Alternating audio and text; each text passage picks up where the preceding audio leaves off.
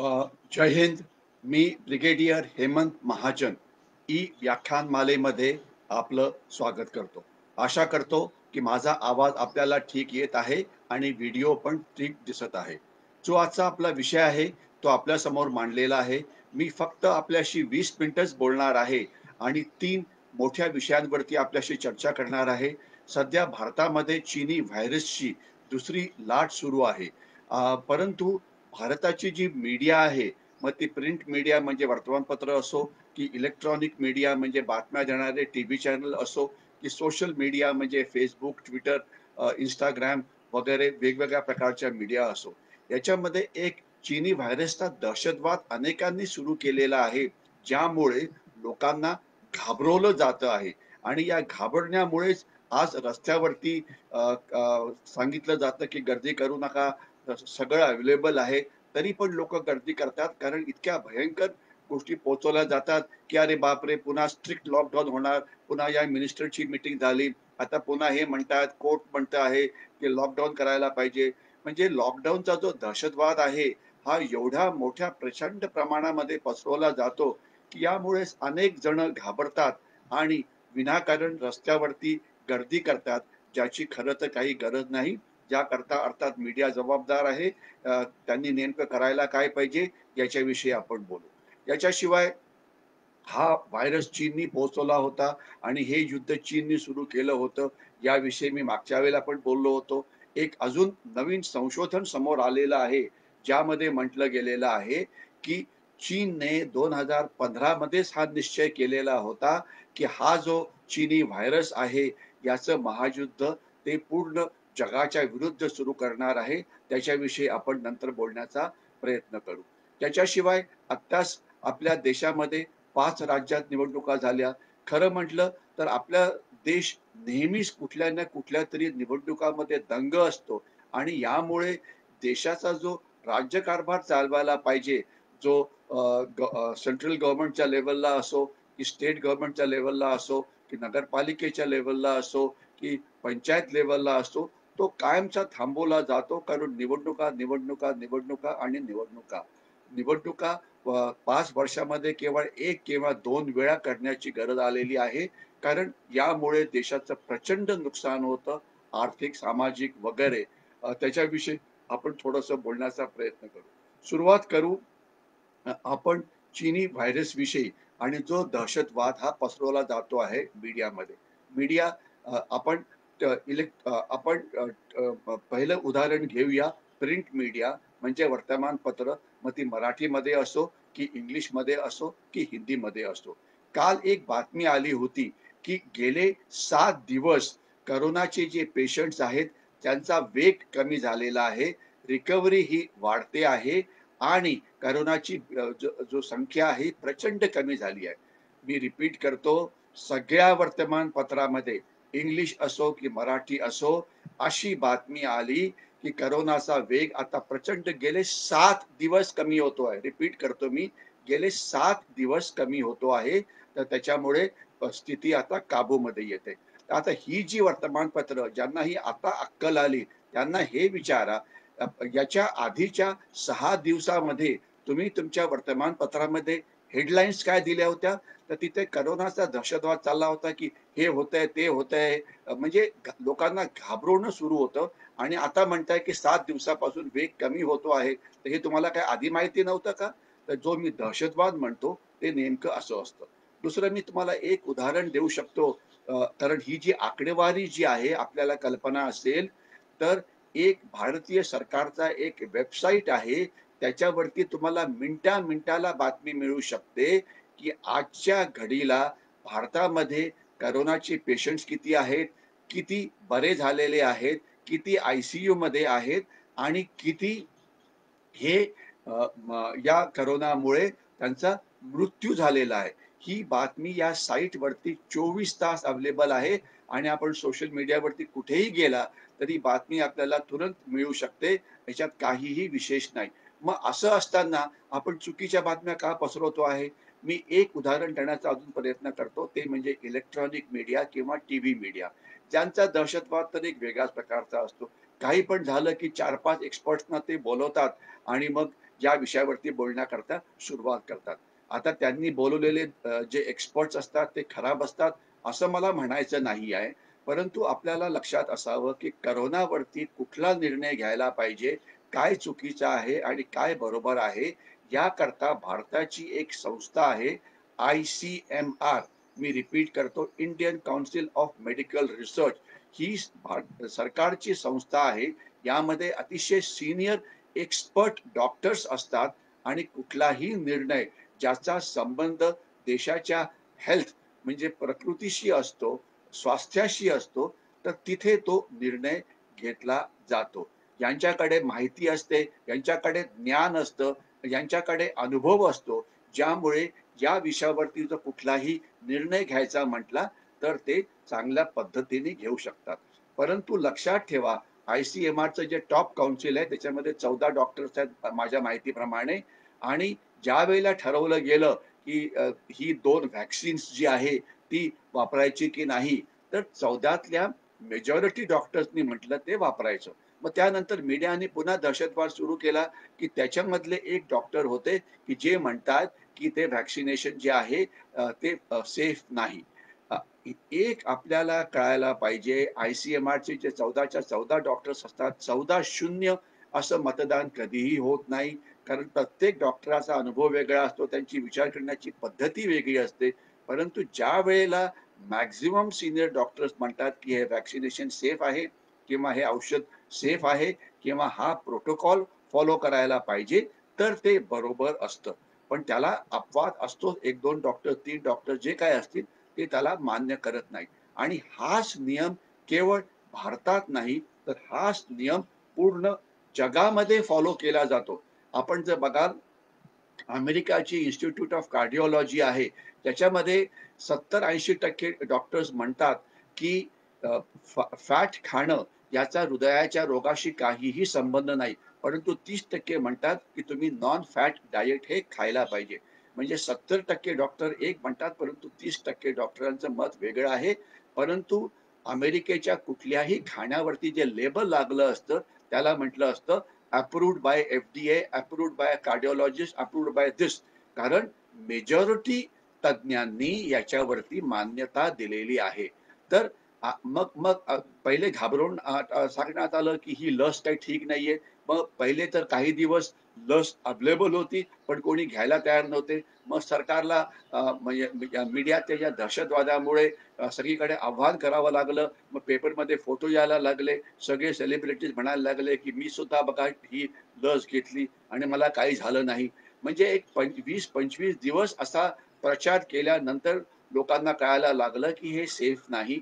मग एखादी कुठली चुकून व्हॅक्सिनेशन घेतल्यानंतर एखाद्या माणसाला कोरोना झाला असेल किंवा चायनीज व्हायरस झाला असेल, तर तो दुष्प्रचार करण्यात आला, की बघा, अहो, कधीही कोरोनाचं व्हॅक्सिनेशन किंवा चायनीज व्हायरसचं व्हॅक्सिनेशन घेतल्यानंतर 100% लोक हे कधीही ठीक राहू शकत नाही. हे आपल्याला एवढी अक्कल पाहिजे.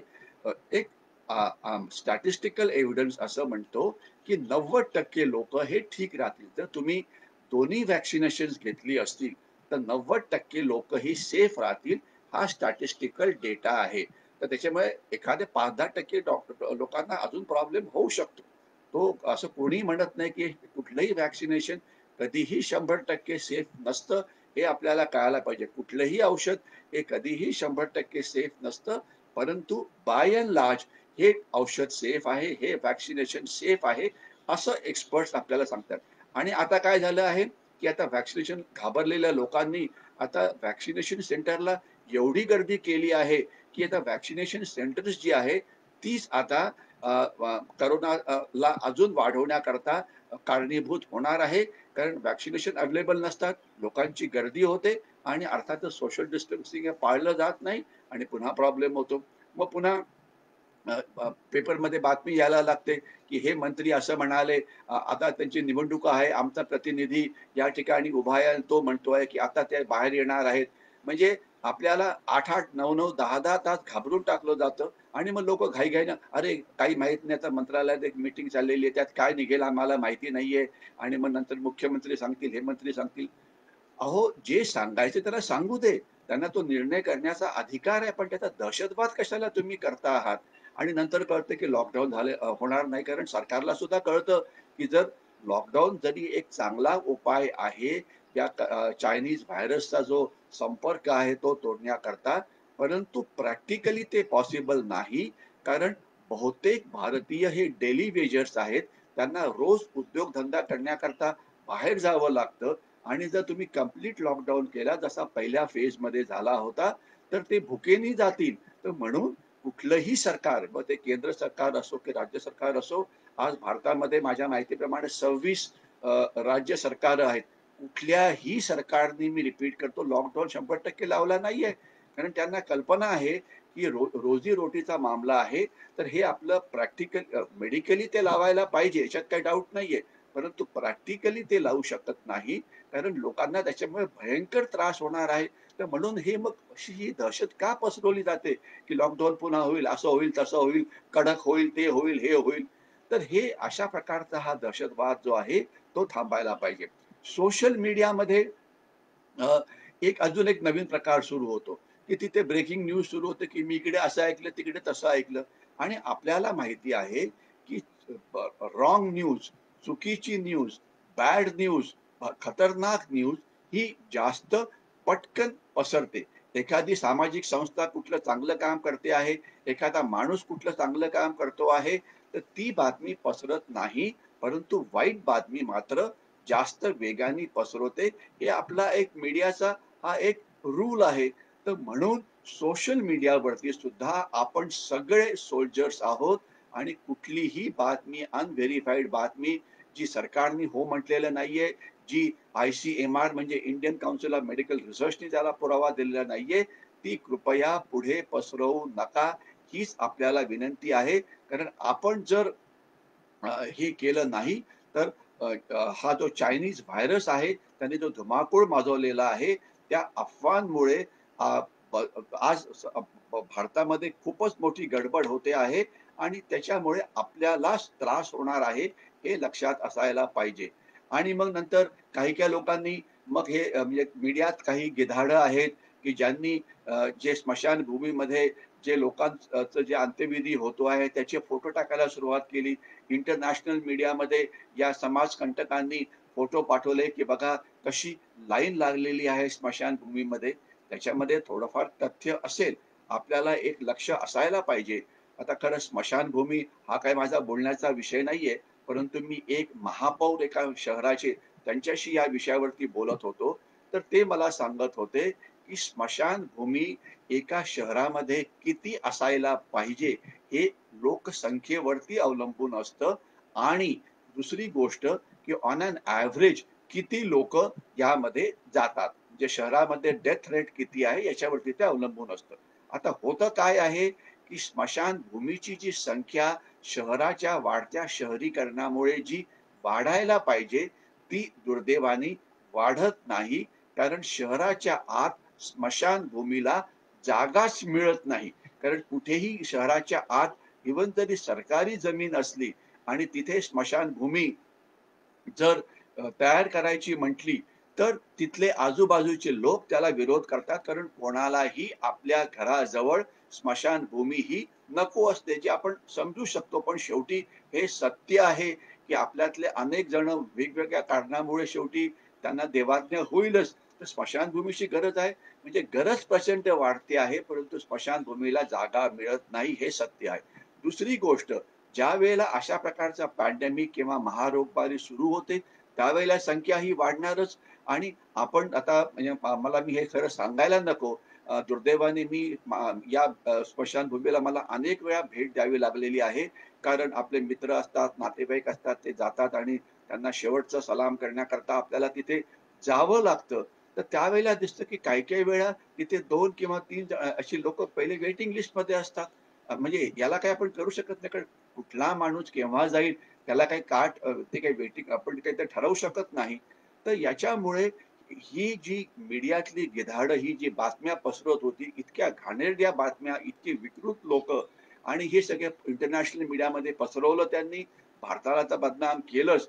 जी कुटुंब होती त्यांची प्रायव्हसी काढून टाकली. सगळ्यांना वाईट वाटलं आणि ही फोटोग्राफ ही इंटरनॅशनल मीडियामध्ये $100, $200, $300 अवेलेबल होती.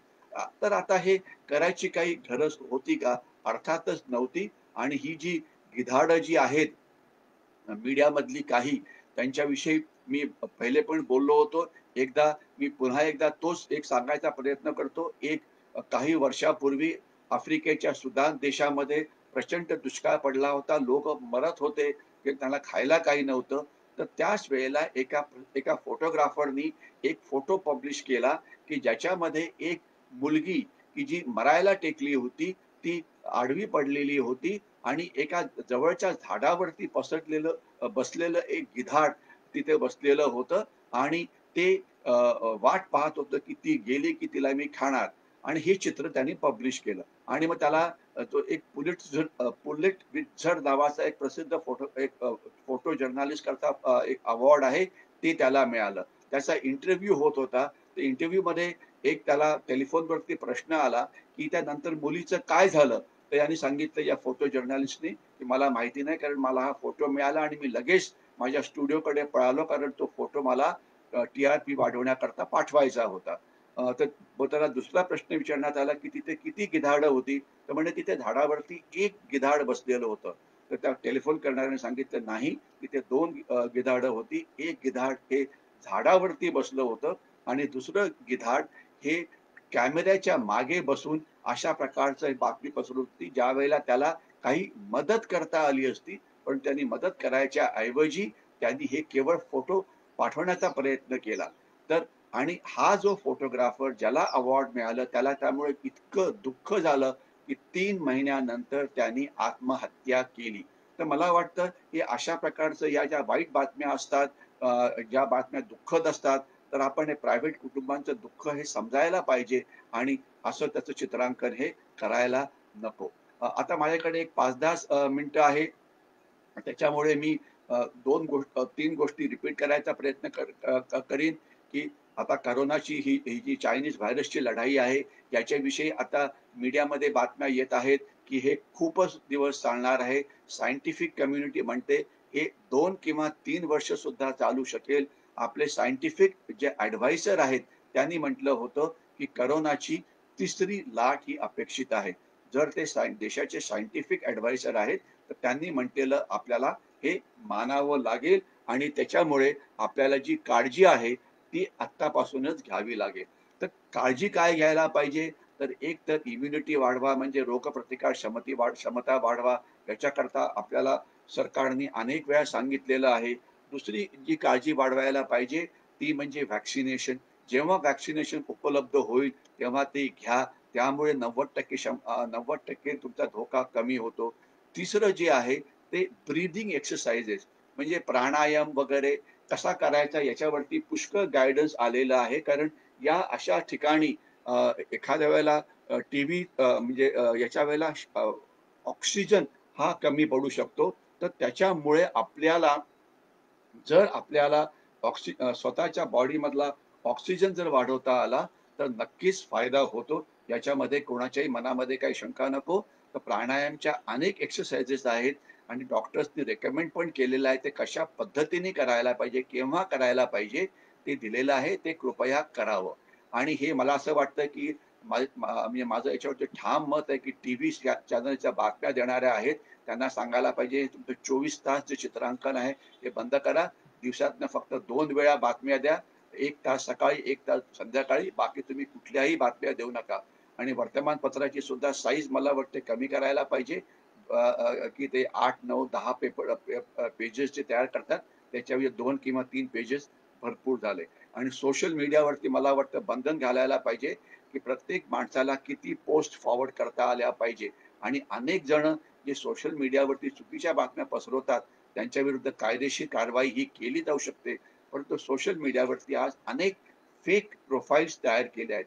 तर मला वाटतं एक कायदा होणं गरजेचं आहे, की सोशल मीडियावरती कोणी कुठलीही पोस्ट टाकत असेल, तर त्याला आपलं तिथे प्रॉपर प्रोफाइल टाकायला पाहिजे. त्यामुळे जर त्यांनी काही गुन्हा केला, तर सरकारी यंत्रणा त्याला पकडू शकेल. कारण अशा प्रकारचे गुन्हे हे मोठ्या प्रमाणामध्ये होत आहेत.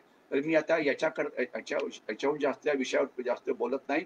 फक्त मी एक जे नवीन संशोधन झालेलं आहे त्याच्याविषयी बोलतो. पुन्हा एकदा सिद्ध झालेलं आहे की चीननी हा विषाणू पसरवला होता आणि त्यांना सगळ्या जगावरती मात करायची होती आणि याच्यावरती मी एक लेख पण लिहिलेला आहे. तो तुम्हाला याच फेसबुकच्या पेजवरती नंतर बघायला मिळेल. तर मला वाटतं मी हा विषय इथेच बंद करतो आणि आता फक्त पटकन एक पुढच्या 4 किंवा 5 मिनिटामध्ये निवडणुका ज्या झाल्या त्याचा भारताच्या सुरक्षेवरती काय परिणाम होतो आहे हे मी आपल्याला पटकन सांगायचा प्रयत्न करतो. नंबर 1 राज्य केरळ इथे निवडणुका झाल्या आणि त्याच्यामध्ये विजयन यांचं सरकार निवडून आलेलं आहे. लोकांनी त्यांना निवडून दिलं आहे. तिथे कुठलाही हिंसाचार झाला नाही निवडणुकांनंतर. परंतु या भागामध्ये उग्रवाद हा पसरतो आहे आणि दहशतवादी संघटना ISIS किंवा अशा म्हणजे तिथे तयार होत आहेत. तर त्याच्यावरती सुरक्षा एजन्सीजना लक्ष ठेवावं लागेल. दुसरं राज्य तामिळनाडू, तिथे सत्ता परिवर्तन झालं. तिथे पण अतिशय शांतपणे त्यांनी सत्ता परिवर्तन केलं आणि त्यांनी जे नवीन मुख्यमंत्री आले, स्टॅलिन नाव आहे त्यांचं मला वाटतं, त्यांनी आपलं लक्ष हे पूर्ण करोना विरुद्धची जी लढाई आहे त्याच्यावरती फोकस केलेला आहे. त्यांनी आपले जे पॉलिटिकल अपोनंट्स आहेत त्यांच्याविरुद्ध कुठलाही हिंसाचार केलेला नाही. तामिळनाडूमध्ये एक प्रॉब्लेम होता. जे एक तमिळ दहशतवादी संघटना होती LTT लिबरेशन ऑफ तमिळ इलम त्यांचे तिथे तळ होते. परंतु आता LTTचा निपात श्रीलंकेने केल्यामुळे आता ते नाही, आता ते जवळजवळ बंद झालं आहे. अदरवाईज आपल्याला आठवत असेल की काही वर्षापूर्वी भारताचे पंतप्रधान श्री राजीव गांधी एका बॉम्बस्फोटामध्ये तामिळनाडूमध्ये मारले गेले होते. परंतु आता LTTचा पूर्ण पराभव झाल्यामुळे तो प्रॉब्लेम नाही. फक्त LTTचे काही स्लीपर सेल तिथे ऍक्टिव्ह असावे. ISISचे काही स्लीपर सेल तिथे ऍक्टिव्ह असावे. काही जिहादी सेल तिथे ऍक्टिव्ह आहेत असं म्हटलं जातं. तिथून स्मगलिंग पुष्कळ होतं. खास तर नार्कोटिक्सचं आणि याचं. तर त्याच्यावरती सुरक्षा एजन्सीजना तिथे जी समुद्रकिनारी सुरक्षा आहे ती मजबूत करावी लागेल आणि जे स्लीपर सेल आहेत त्यांना गुप्तहेर माहितीच्या द्वारे पकडावं लागेल. तिसरं आहे पुडुचेरी किंवा पांडिचेरी फारच लहान केंद्रशासित प्रदेश आहे. परंतु तिथे सुद्धा तेच प्रॉब्लेम्स आहेत जे प्रॉब्लेम्स तामिळनाडूमध्ये, कारण तामिळनाडूच्या जवळचं आहे. चौथं राज्य जे आहे ते आहे आसाम. आसाममध्ये सुद्धा म्हणजे निवडणुका झाल्या त्याच्यामध्ये कुठलाही हिंसाचार झाला नाही. काहीही झालं नाही आणि शांतपणे आता सरकार तिथे अजून सरकारने शपथ घेतलेली नाहीये. परंतु आता एक सरकार तिथे येईल आणि ते आपलं काम करायला लागेल. परंतु तिथे फक्त मी आपल्याला एकाच गोष्टीकडे आपलं लक्ष वेधू इच्छितो की AUDF all Assam united democratic front हा जो एक बांगलादेशींचा पक्ष होता, राजकीय पक्ष होता, त्याच्याविषयी मी अनेक वेळा लिहिलेलं आहे, बोललेलो आहे. त्यांची या वेळेला 16 आमदार हे निवडून आले आहेत. मी रिपीट करतो, 16 आमदार all Assam united democratic front. Ajmal Badruddin त्याचे मुख्य आहेत. परंतु त्यांनी कोणी हिंसाचार केलेला नाहीये एवढंच आहे. आणि आसाममध्ये आज 35% लोकसंख्या बांगलादेशी आहे, सगळ्यांना माहिती आहे. तर तिथे नॅशनल रजिस्टर ऑफ सिटिझन्स काय होईल हे येणारा काळच सांगेल. आता मी शेवटचं राज्य जे आहे, जे पश्चिम बंगाल त्याच्याकडे येतो. या ठिकाणी 8 भागात हे निवडणुका करण्यात आल्या. कारण तिथले जे पोलीस आहे हे पूर्णपणे त्यांचं पॉलिटिसायझेशन झालेलं आहे आणि ते सामान्य माणसाचं रक्षण करू शकत नाही. असं वाटतं की तिथला जो राजकीय पक्ष असतो त्यांचीच ही पॉलिटिकल विंग असावी. तिथे प्रचंड हिंसाचार झाला. त्याला टीव्ही चॅनल्सनी इंग्लिश टाइम्स नाऊ असो की इंडिया टुडे असो की न्यूज एक्सप्रेस असो की हिंदी टीव्ही चॅनल्स ज्यांनी पुष्कळ प्रमाणामध्ये कव्हर केलेलं आहे आणि सोशल मीडियावरती झालेल्या हिंसाचारावरती प्रचंड माहिती आज सुद्धा उपलब्ध आहे. कसं पॉलिटिकल अपोनंटना मारण्यात आलं, कसं अनेक हिंदूंना मारण्यात आलं हे तिथे आहे. तर त्याच्याविषयी मी जास्त बोलणार नाही. परंतु एक लक्षात असावं की ग्रेटर बांगलादेश किंवा ग्रेटर हा धोका तिथे मोठ्या प्रमाणामध्ये होतो आहे.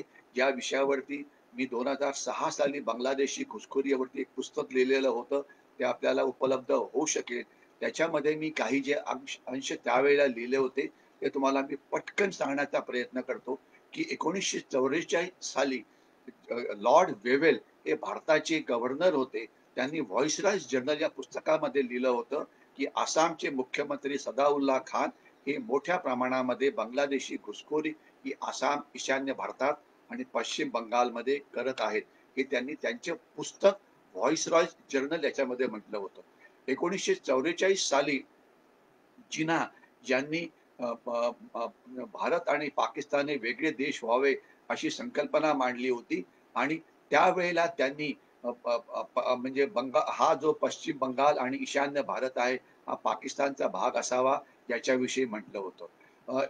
त्यानंतर पाकिस्तानचे पंतप्रधान जुल्फिकार अली भुत्तो यांचं पुस्तक आहे द मिथ ऑफ इंडिपेंडन्स यांनी त्यावेळेला म्हटलं होतं की आसाम म्हणजे पूर्ण ईशान्य भारत आणि पश्चिम बंगाल हा पाकिस्तानचा भाग व्हायला पाहिजे, कारण आम्हाला केवळ जो सध्याचा जो ईस्ट बेंगॉल आहे त्याच्यामध्ये राहता येणार नाही. शेख मुजीबुर रेहमान ते नंतर जे बांगलादेशचे पहिले पंतप्रधान बनले, त्यांना भारताचं पंतप्रधान म्हणजे मित्र असं मानलं जातं आणि ज्यांची मुलगी हसीना आज बांगलादेशची पंतप्रधान आहे आणि ते आपले मित्र मानले जाते. त्यांनी म्हटलेलं आहे की पश्चिम बंगाल आणि ईशान्य भारत हा बांगलादेशचाच भाग व्हायला पाहिजे, हे मुजीबुर रहमाननी त्यामध्ये म्हटलेलं आहे.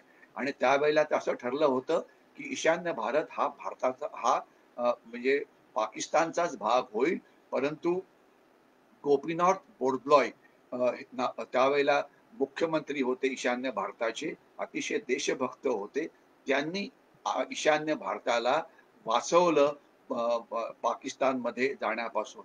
आणि हे गोपीनाथ बोरदोलोय हे काँग्रेसचे होते आणि त्यांना त्यानंतर भारतरत्न पण दिलं होतं.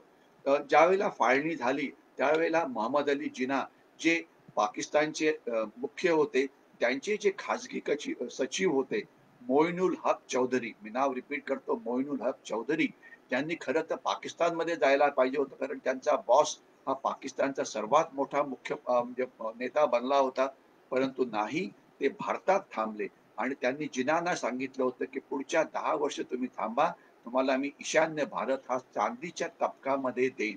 आणि जिनाच्या सल्ल्यापासून त्यांनी मग त्यावेळेच्या ईस्ट पाकिस्तान मधून प्रचंड घुसखोरीला ईशान्य भारतात आणि आपल्या पश्चिम बंगालमध्ये करायला मदत केली. आपलं स्वातंत्र्यवीर सावरकर ज्याच्याविषयी बोललेले होते, परंतु त्याच्याकडे दुर्लक्ष करण्यात आलं. जुल्फिकार अली भुत्तो, शेख मुजीबुर रहमान आणि अनेक यांच्या म्हणण्यामध्ये एक कॉमन धागा आहे. बांगलादेशशी संबंध तुमचे कितीही चांगले असले तरीही पश्चिम बंगाल आणि ईशान्य भारत हा त्यांचा भाग पाहिजे. वल्लभभाई पटेल हे आपले गृहमंत्री होते. त्यांनी illegal immigration act expulsion from Assam हा कायदा 1950 मध्ये पास करून घेतला. मी रिपीट करतो, हा कायदा पास करून घेतला, परंतु ते 50 मध्ये गेले आणि त्यानंतर याच्यावरती कधीही अंमलबजावणी करण्यात आली नाही.